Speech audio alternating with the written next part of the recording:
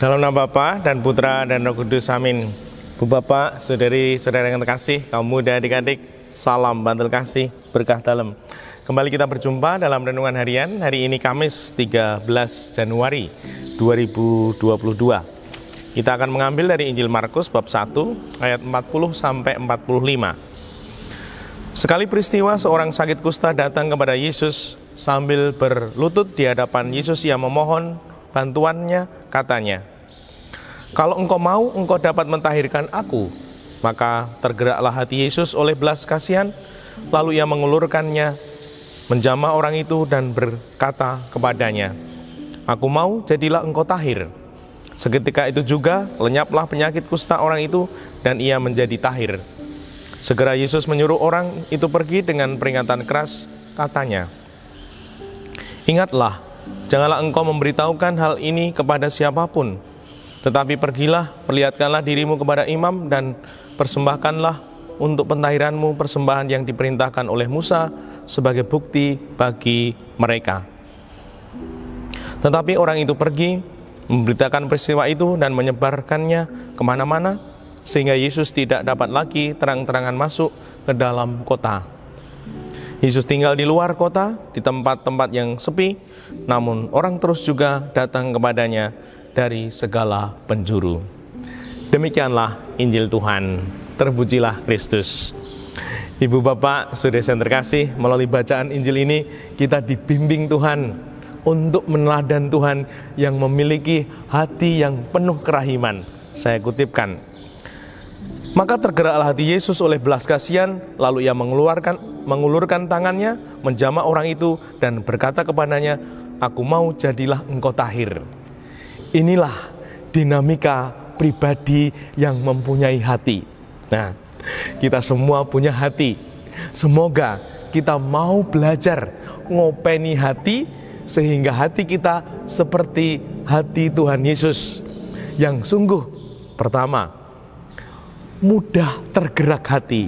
Nah, semoga kita pribadi-pribadi yang mengikuti Tuhan, hati kita juga mudah tergerak. Kalau hati sudah tergerak, ini akan mendorong kita, akan membimbing kita mewujudkan kasih yang nyata untuk keluarga, untuk sesama, dan siapapun yang ada di sekitar kita. Dengan kepekaan hati kita, maka akan terwujud cinta dalam karya yang nyata. Dan yang kedua, setelah hati tersentuh, tergerak, maka seperti apa yang terjadi dalam diri Yesus, lalu ia mengulurkan tangan. Hati yang tergerak, tersentuh, maka akan menggerakkan hidup kita, menggerakkan tangan kita untuk mengulurkan tangan, untuk berbagi, mewujudkan kebaikan-kebaikan. Dan yang ketiga, menjamah orang itu dan berkata kepadanya, "Aku mau, jadilah engkau tahir." Nah, seperti ketika saudari kita, entah kerabat kita, berduka, sedih, seringkali kita kemudian merangkul, memeluk, menepuk pundaknya, menjamah, menyentuh. Suatu ungkapan hati, gerakan hati, di mana mau meneguhkan, memberi kekuatan, sing hayem, yang tabah, yang semangat.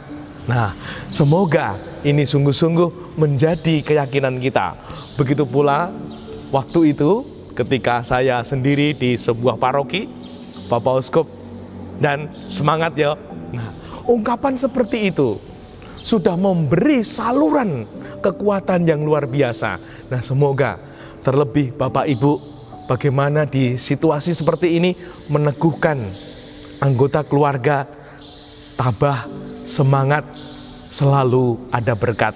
Semoga sungguh-sungguh hati kita openi, kita pelihara, sehingga seperti hati Tuhan sendiri bertumbuh hati kita.